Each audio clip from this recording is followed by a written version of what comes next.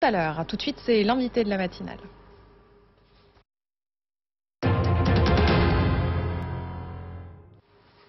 C'est toujours un plaisir d'accueillir Yves Coppens. Bonjour Yves Coppens. Bonjour.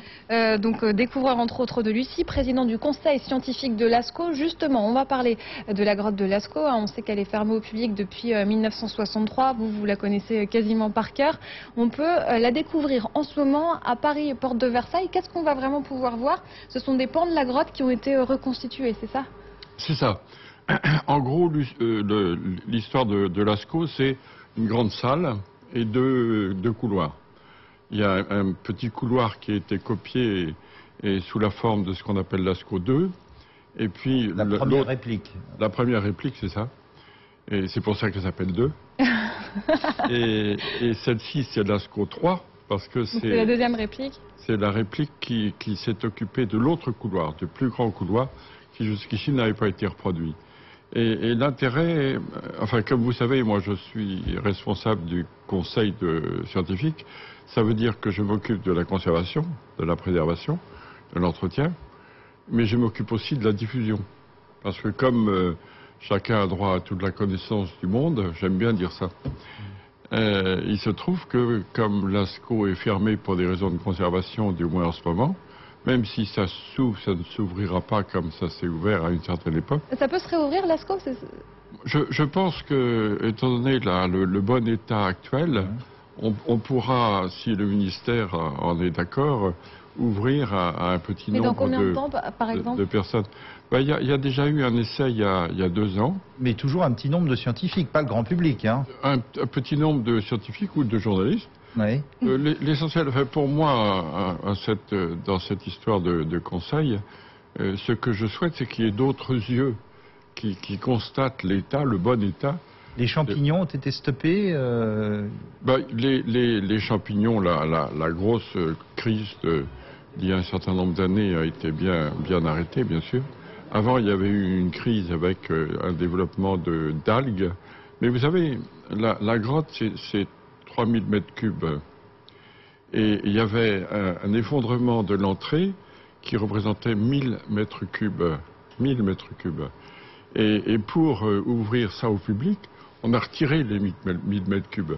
Donc la grotte qui était depuis peut-être 15 ou 20 000 ans comme une bulle, tout d'un coup a été ouverte. On a retiré le bouchon.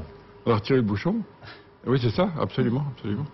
Et tout d'un coup, c'est devenu quelque chose de béant, avec changement des courants d'air, changement de l'humidité, changement de la température. Écosystème, etc. Et puis donc des écosystèmes à l'intérieur de la grotte. Aujourd'hui, tels qu'on peut les voir, ils sont comme avant. Vous dites que des différents problèmes de champignons ou d'algues, est-ce que ça les a vraiment beaucoup détériorés ou pas? Pas du tout. Pas du tout. Non, pas du tout.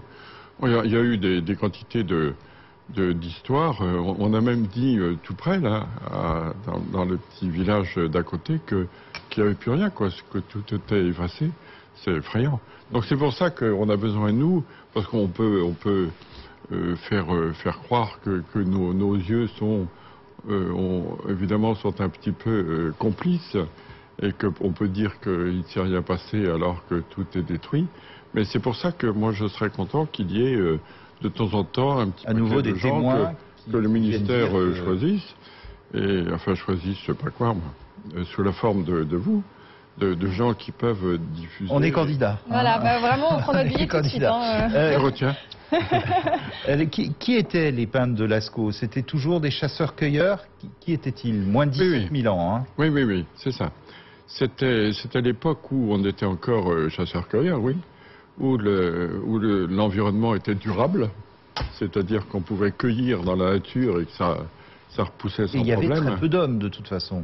Il y avait sur l'ensemble, les calculs des paléodémographes, c'est comme ça que ça s'appelle, sur l'ensemble de l'Europe, avait calculé qu'il y avait à peu près 10 000 personnes. Hein, ah oui. 10 000. Comment ça se transmettait, ce savoir de peinture, de maître à élève quasiment Je pense qu'il y avait des ateliers, c'est-à-dire qu'il y avait un maître et puis un certain nombre d'assistants qui devaient participer à la fois aux peintures et aux gravures. Il y a beaucoup de gravures aussi. Hein. Mais le coup de pâte est très, très beau, enfin on le sait depuis toujours. Mais quand on étudie la grotte de près, c'est-à-dire quand on la reproduit, les experts, les peintres eux-mêmes ou les graveurs eux-mêmes voient bien qu'il y a des ratés.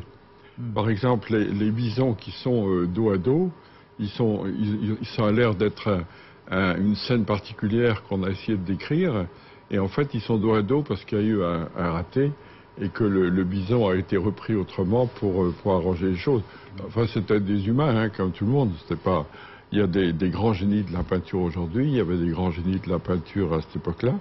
Il fallait toute une logistique quand même, parce qu'il fallait des échafaudages, il fallait éclairer avec les moyens de l'époque. Comment ça se passait? Ben, ça se passait très bien. Ça se passait très bien. Ça se passait très bien. Le sol, malheureusement, a été retiré au moment de la découverte, dans la folie de l'ouverture au public. Et c'est dommage parce qu'il y avait sur le sol des quantités d'objets qui ont été récupérés, mais dont on ne connaît plus l'emplacement. Et on a trouvé par exemple une quarantaine de lampes. Alors des lampes, c'était quoi? C'était des cailloux un petit peu avec une petite... un peu creusé. Oui, c'est ça, une petite concavité dans laquelle on mettait un petit peu de graisse de bison, essayez, vous verrez. Et puis une petite mèche, et ça tient très bien. Mais c'était pas seulement des ateliers, vous dites qu'il y a aussi une dimension de sanctuaire, vous dites même que vous n'iriez pas tout seul dans la grotte de Lascaux, que vous avez peur seul, vous sentez quelque chose. Oui. Ah oui, ce sont des sanctuaires, oui, c'est ça, ce sont des temples. C'est-à-dire qu'on ne rencontre pas les peintres eux-mêmes, mais on rencontre les dieux des peintres, ou les bêtes qui vous emmènent vers leur dieu. Et l'homme ne se reproduisait pas lui-même, hein. Surtout des animaux, mais pas... Il y a juste cet homme à tête d'oiseau. Il est représenté, oui, c'est important quand même. Oui. Il est toujours représenté, mais toujours représenté, caché, transformé, à l'abri de quelque chose, ou déguisé, ou masqué. Enfin, il est présent sous une forme particulière, quoi. Il n'est pas présent, représenté comme le sont les animaux. Mais je termine pour l'histoire des échafaudages. Il y a la trace des échafaudages. Il y a les trous dans les murs où étaient plantés les bouts de bois qui, eux, ont disparu. Et on a même trouvé un petit bout de ficelle végétale, petit bout de ficelle torsadée. Alors on ne sait pas, là c'est peut-être quelque chose de récent, mais ça pourrait bien être une des torsades qui a fixé les échafaudages. Il y a une énigme, Yves Coppens, c'est que dans la grotte Chauvet, alors là on est plus dans 30 000 avant, donc il y a pratiquement 15 000 ans de différence avec Lascaux. Et est-ce que c'est la même technique? En tout cas, on a l'impression que c'est la même maîtrise. Ça veut dire qu'il ne s'est rien passé en 15 000 ans? Oui, ça paraît en effet extraordinaire de penser à une école de peinture qui dure autant de milliers d'années. C'est pas à ce point-là. Les animaux représentés d'ailleurs ne sont pas les mêmes. Ensuite, il y a par exemple beaucoup de carnivores représentés à Chauvet, très peu à Lascaux. À Lascaux, il y en a tout au fond de cette galerie dont je vous parle. Et la maîtrise picturale est la même ? Dans un petit cabinet. Il y a des ressemblances. Il faut dire que comme la démographie est faible, l'évolution est aussi faible. Ceci dit, on a affaire à des époques bien différentes quand même. Du point de vue de l'âge, bien sûr, mais aussi du point de vue des peintures. De l'inspiration. Mais on se dit qu'en 15 000 ans, il y aurait pu y avoir un bouleversement, le progrès étant... Et justement, est-ce qu'il y a beaucoup d'autres grottes ornées à découvrir, peut-être à suivre cette évolution?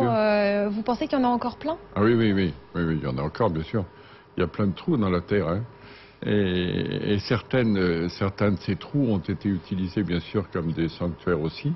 Et vous voyez, en quelques années, là, il n'y a pas trop d'années, on a trouvé Cosquer sous les calanques de Marseille.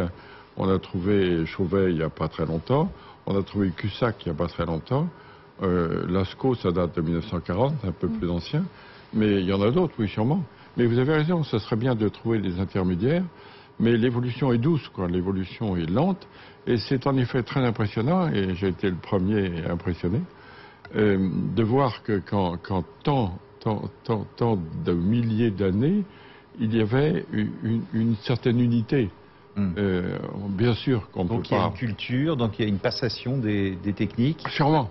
Ah oui, oui. Merci beaucoup Yves Coppens, on en parlerait pendant des heures. Lascaux 3, mais c'est beau, hein, c'est beau, allez le voir, c'est à la porte de Versailles à Paris et ça va circuler partout hein, dans le monde entier, Chicago, Montréal, Bruxelles, Genève, Séoul, le Japon, parce que c'est mobile.